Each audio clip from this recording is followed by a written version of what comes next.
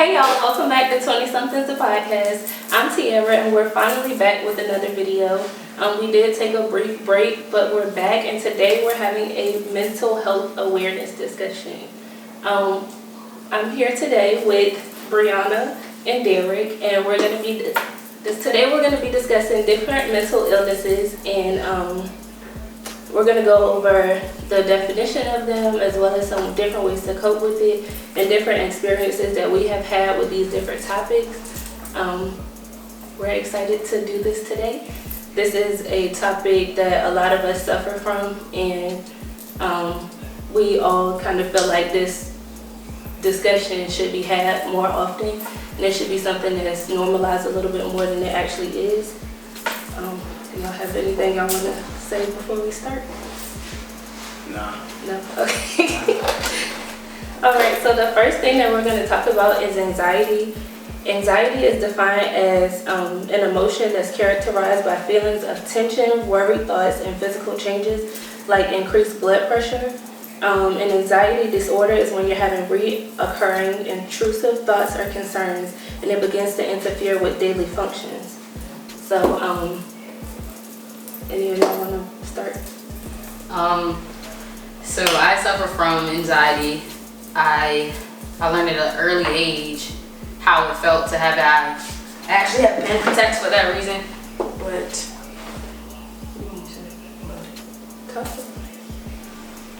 like what? Does that affect you? Okay. So I actually have anxiety. I learned at an early age like how to cope with it because I used to have panic attacks. Well, one of the ways that I was taught was kind of to like count ticks. So, I call it ticks. Like if I'm stressing about something, or if I have a test coming up, or if I'm going to like a social event, I'll count in my head, or I'll pace my breathing, or different stuff like that. Anxiety for me just feels like she said, tension, really like antsy in my hands, and that's just the main way that I can cope with it. I take breathers, I count in my head, I might sing, I hum a lot.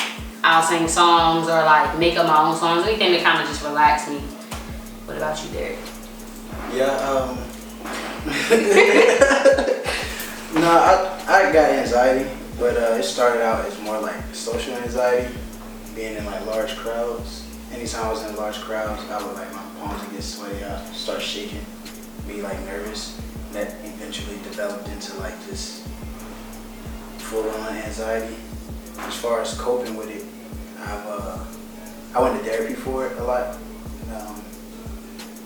I didn't take medication. I didn't want to take medication. So they taught me like natural ways and stuff like that, different oils and stuff like that. Like lavender oil is a big one.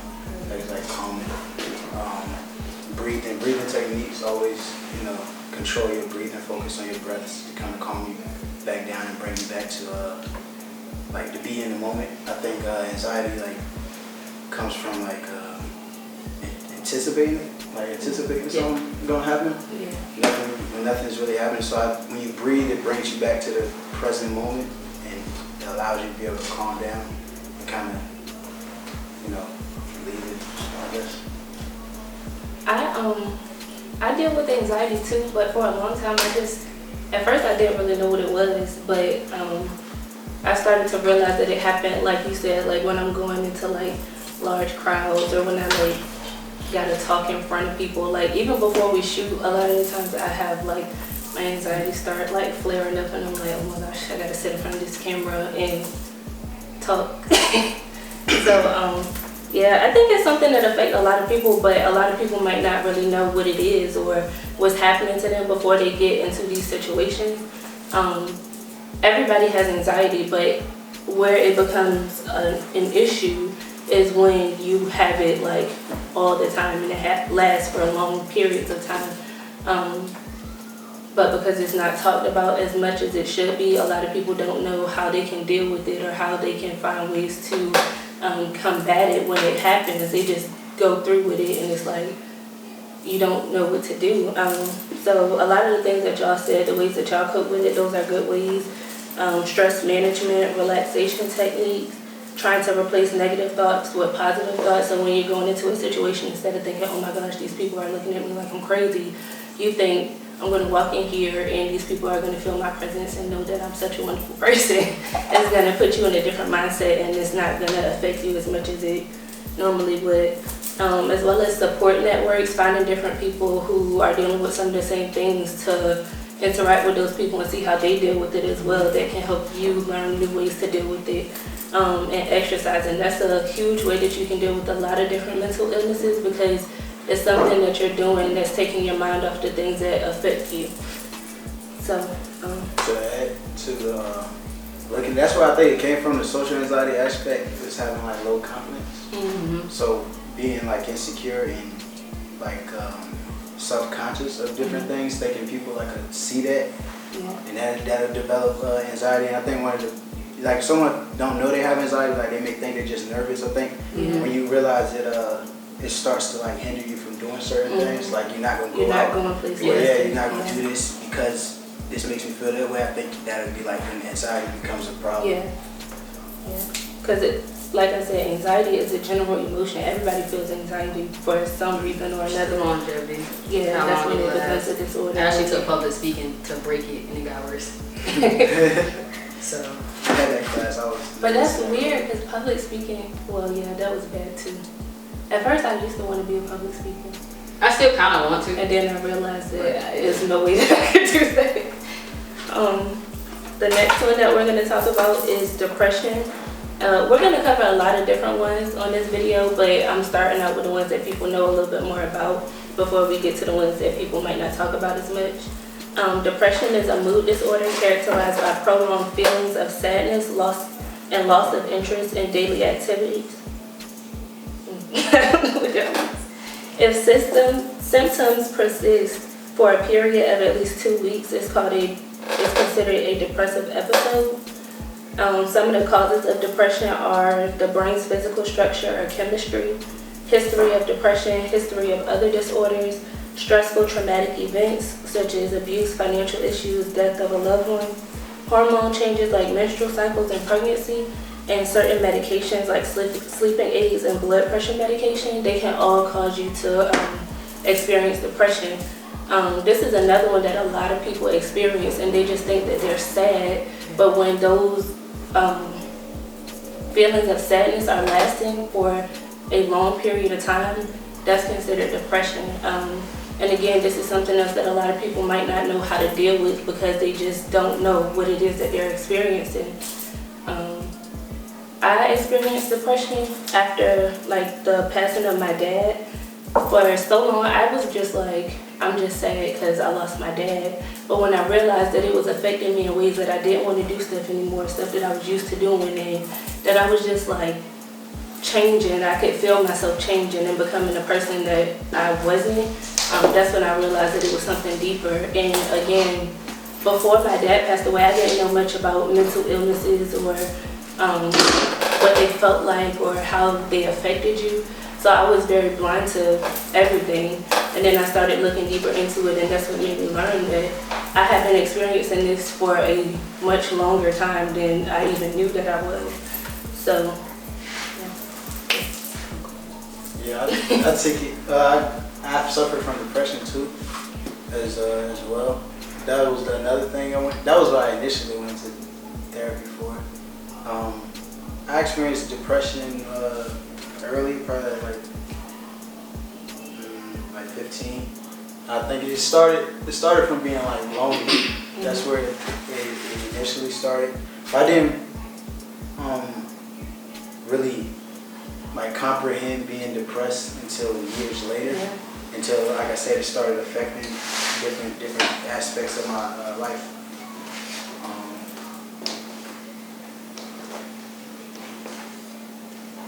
Coping wise, to cope with depression, like I said, therapy was a big one. Prayer, I be finding a lot of comfort in prayer. I find that usually improves my mood. Things like meditation, that also improves my mood.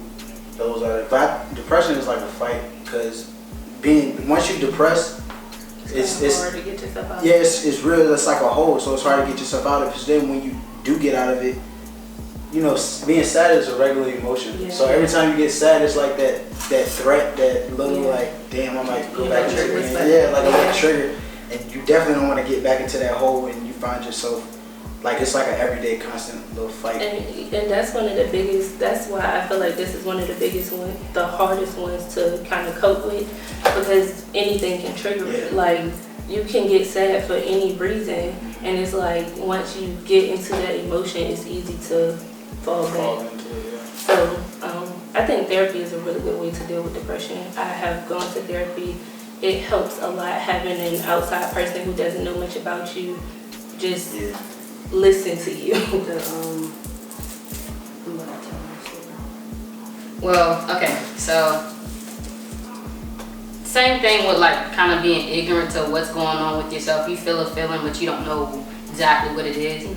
So I think the first time that I ever realized I was sad was probably in middle school. I figured it was something, I didn't know what it was called, because I stayed to myself a lot. Even though I was very social during the day, I'll find myself just kind of being okay with being an introvert around that time, learning what I did like and what I didn't like, or how I was comfortable with not being around people, opposed to most 11 to 13-year-olds were doing other things to be social.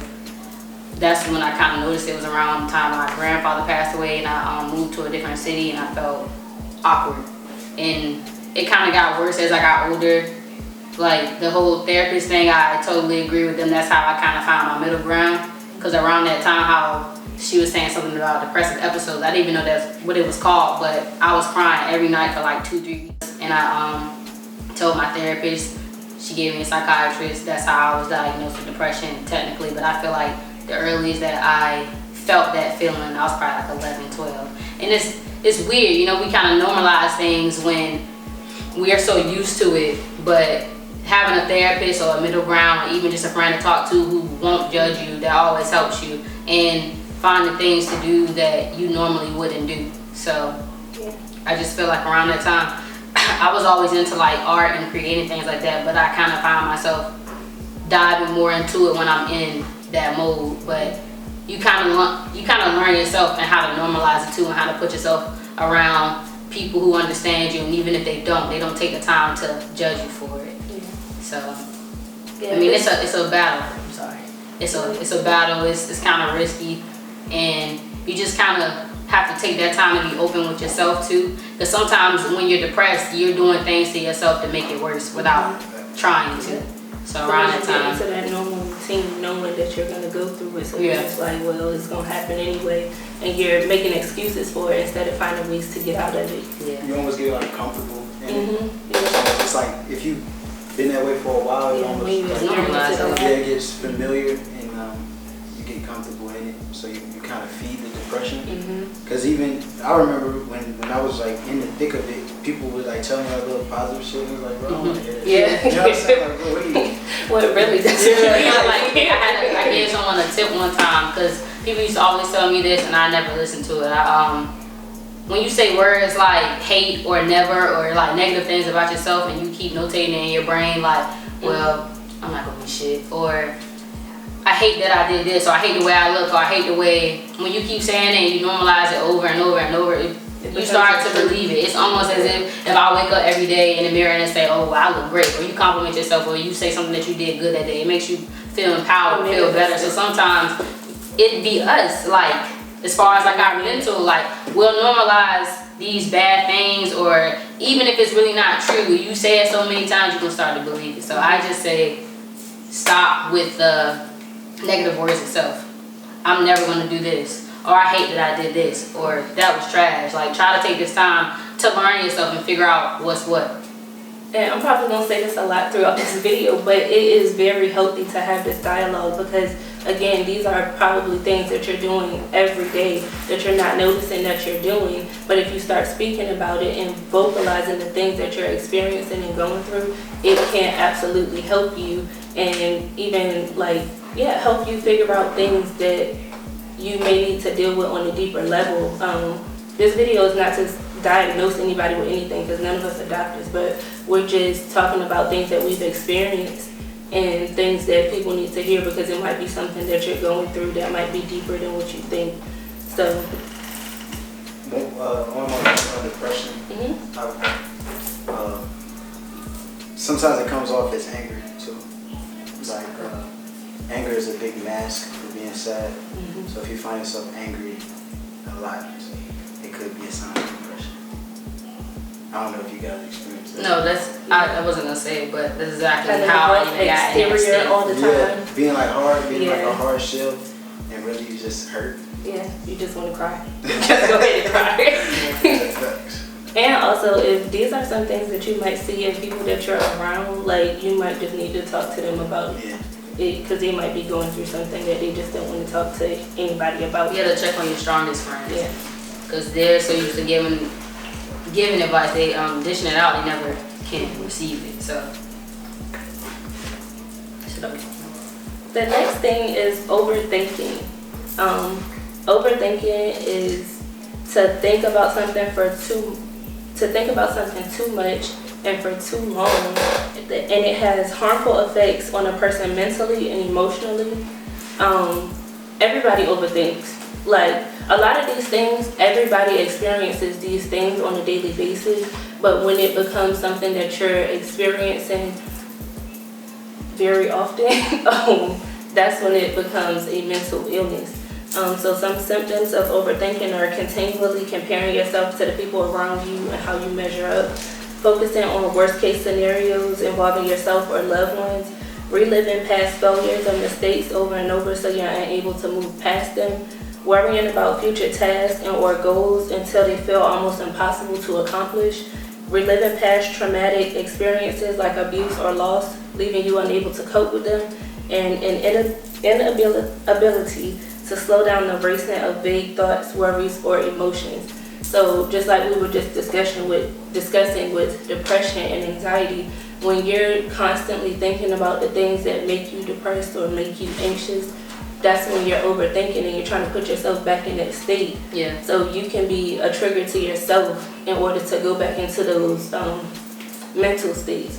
So yeah, overthinking is something that all of us do. I'm sure all of us overthink situations. But when you have a unhealthy obsession with overthinking and like all of these negative things that I just mentioned, that's when it becomes something that you should probably talk to somebody about. Like, I know for a long time, I was like, after my dad passed away, that's all I could think about. It wasn't like, in that case, it wasn't like I wanted to, but I was. That's all I could think about. And it was just like, I didn't know what to do to get it off my mind. I tried to do stuff to make me happy. I tried to think about other stuff. I tried to go places, but none of that was working. So, I don't know. Therapy was a really good way for me to deal with it though, because I felt like when I went to the therapist and I told my therapist everything that I was thinking about, it was a way for me to get it off my chest and release those emotions. I'm not gonna lie, I was one of the people who never wanted to talk to people about how I was feeling or what I was going through because I didn't know how they was gonna react. And for a long time, I felt like people were looking at me like I should be over my dad passing already, when there's honestly no time limit on how long you can be dealing with that type of emotion. So, yeah, I was causing myself to overthink by not talking about it and not sharing how I was feeling, when really I could have just talked about it and I would have probably been fine. So, it's healthy to talk about it. Overthinking is, I think that's like kind of looked over a little bit. I think it's viewed as something that just is normal, which it is normal, but overthinking can really lead to what we just talked about, anxiety, depression, it all kind of ties into. Yeah, and overthinking, all of it ties together because you'll start overthinking about something and then you'll get anxious about something. And it's not even here yet. It's not even here yet. And grief, I know we're not even on that topic, but grief is like such a huge, undealt with problem. Yeah. Like I've had like a good amount of deaths in my family. Well, a good amount of deaths, that sounds kind of weird. But anyway, this like last one, me and my mother, we just kind of sat back and observed, and we not really taught to learn know how to grieve. Mm-hmm. Grieving is something when you're grieving, it's like you're trying to figure out how to do it on your own, and you feel like it's a time limit on how long you can grieve, and I feel like since we weren't, I feel like I mean, it didn't definitely just as a man, you know, you're not really taught to process your emotions. But I don't think people period are really taught to process our emotions. I feel like that's a big thing in like the black community also, because like you hard. have these people, you look at people when you're growing up, all of these people are so strong, they dealing with all this stuff and nobody ever talk about anything when we need to. Yeah. Like, I don't fault that. I mean, I was just gonna say, like, I know, like, with my dad committed suicide. He was 38 years old. The fact that he was dealing with something for who knows how long, to where he felt like he needed to take his own life, that just shows how much is not talked about, how these things are not dealt with. He was in the military. He never got help for that. He was probably experiencing a lot of stuff that he had never discussed. So it's like, this is why it's important to start at a younger age discussing your feelings and talk about what you're experiencing, and just normalizing these conversations with people, because it's not a thing that we talk about a lot. I think our people like been through so much shit that it's just like we kind of just like Act like nothing happened. I just feel like that's probably one of the biggest things with like people of color in general though. Every culture, you find like you don't really know how to express yourself. For example, like I was raised primarily by my mother. Like my dad was there, but my dad military, very strict, very black and white. And so was my mother.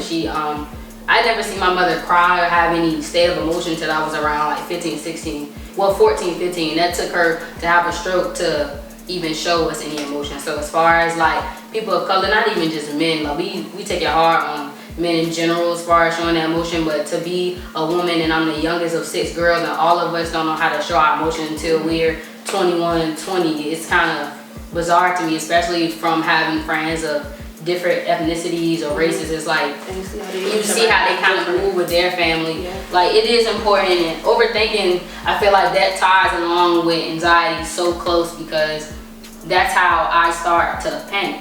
When I was little, I would overthink about everything. Like to this day, I still have testing anxiety because of that. Over just second guessing yourself in general with anything, you kind of figure out like, okay, like if you want to have a conversation with someone but you don't know how to go about it, or you know, just everything. Overthinking ties so close. You know, it just ties so close with every main mental illness. Overthinking starts it to me. So I think it comes back to self-confidence. Yeah, that's a big thing though. How you feel about yourself when you look in the mirror is like you just said before you talk to somebody, how they gonna look at me, how they gonna think about me. Social media plays a huge part in that too. You see how everyone's living, or me and you could be posting all this great stuff and be going through our own episodes, and someone can see that while they're going through it, instead of wanting to talk about it, they feel like they gotta be up to par. So comparison is it's huge.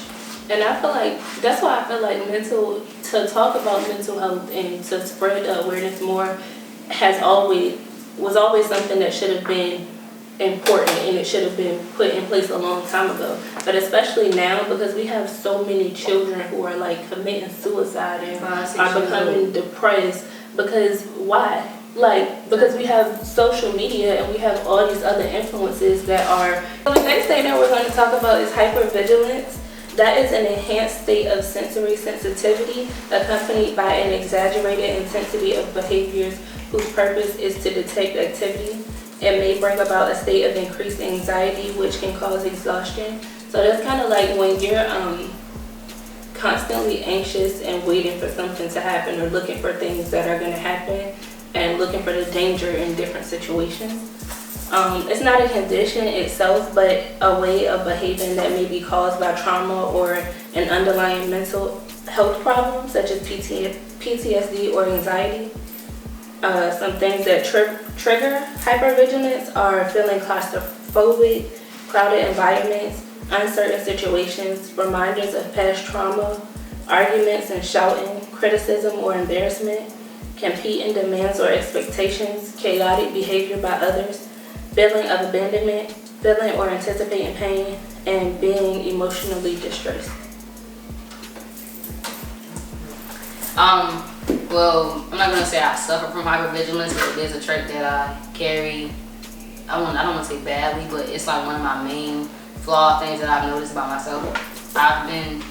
I am the youngest of a huge like family, so I feel like I've been babied a lot. So now my issue that I find myself dealing with is being overly sensitive about certain things. Even if I like check myself about it, it's the fact that it even makes me feel the way I feel. So me personally, I'm hypersensitive to just about anything. I can find an issue in anything, even if it's like the person may have a aggressive love language or whatever the case may be. I might just take it in like an awkward way, and I just noticed that that's how I kind of like handle situations recently. And I just feel like ways to cope with it, you kind of just have to check yourself. That's the first thing. Like, should I take the time to really be upset about the situation, or should I understand that everyone is not going to respond to things how I would or how I would want to? You have to kind of know who you're dealing with, no matter what it is. If it's your significant other or your friend or your parent or whatever the case may be, you gotta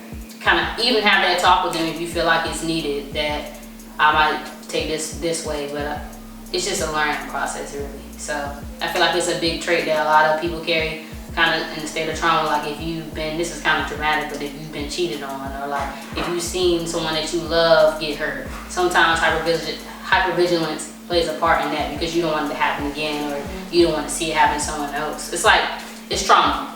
This kind of reminds me of like the fight or flight sense that you have. Like when you're put in situations, do you want to stick it out, or do you want to just be like, all right, I'm out, because I can already tell this ain't gonna be the situation that I want to be in. Yeah, and I feel like that's a bad trait that I carry too.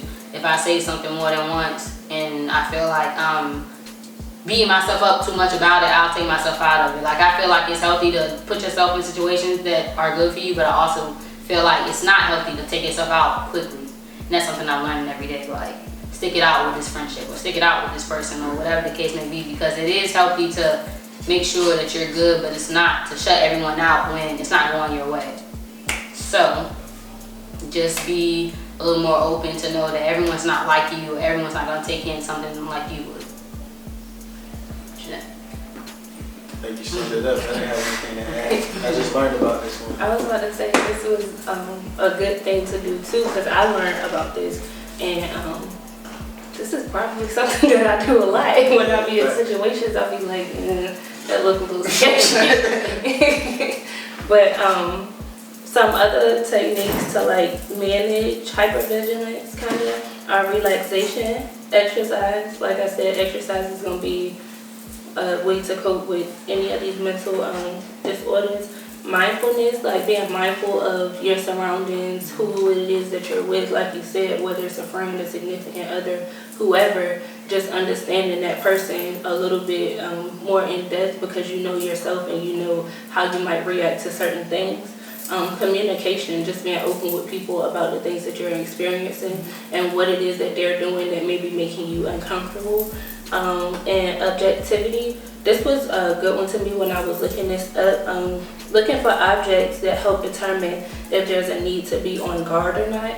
And even if it's not an object, just a sign or a feeling or a body language that may let you know whether or not you need to be on guard when you're in a certain situation. I think that's important. That's an important thing that we can probably all use when going into an uncomfortable situation. Just noticing some things that are around you that may let you know if you need to like get up out of there, or if it's cool to stick around for a little bit longer.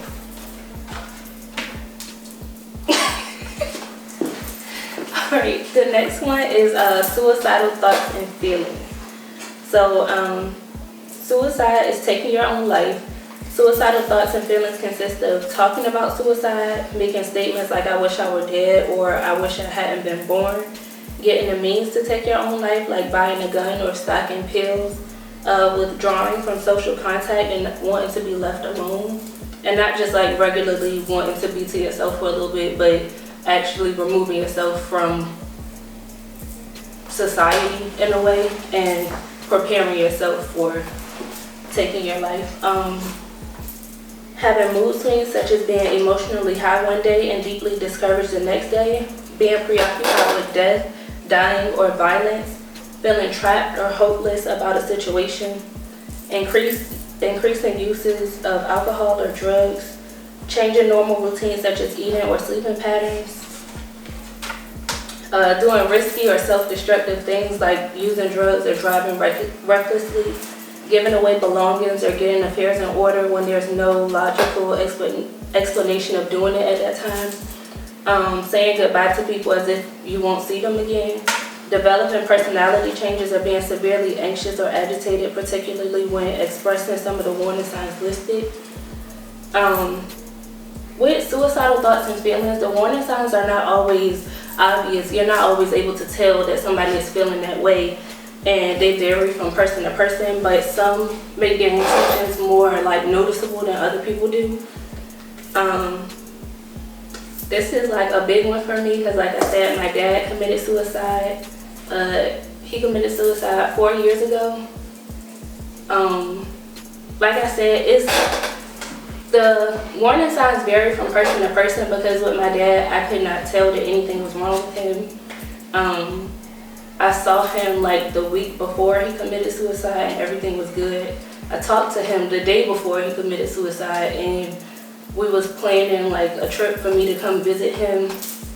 Everything was fine, but again, you may not know that people are experiencing these things if they don't talk about them. So, yeah. I don't know what to say. Okay.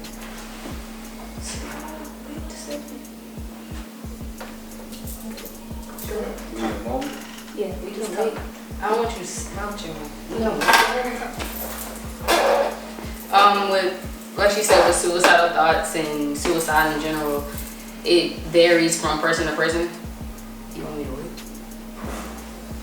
Like you said, with suicidal thoughts and suicide in general, it varies from person to person. So me personally, I never tried to, but I wanted to. There was times where I would just feel like it didn't matter. And I feel like that's, looking back on it now, that's not normal to normalize suicide or normalize death or being able to have an open conversation about it and everyone think it's like a comedic relief. Like, it's weird that now when we talk about death or being depressed or whatever the case may be, people kind of make it like it's supposed to be that, like it's okay. It's okay to be sad and it's okay to have these feelings like momentarily, but there shouldn't be a reason why your support system isn't more concerned. Mm-hmm. Like, of course, it's different to where, okay, I told my sister that I was suicidal this past week, and that was years ago, and she looked at me as if she never knew. Like, you don't always see signs, and it's a very sticky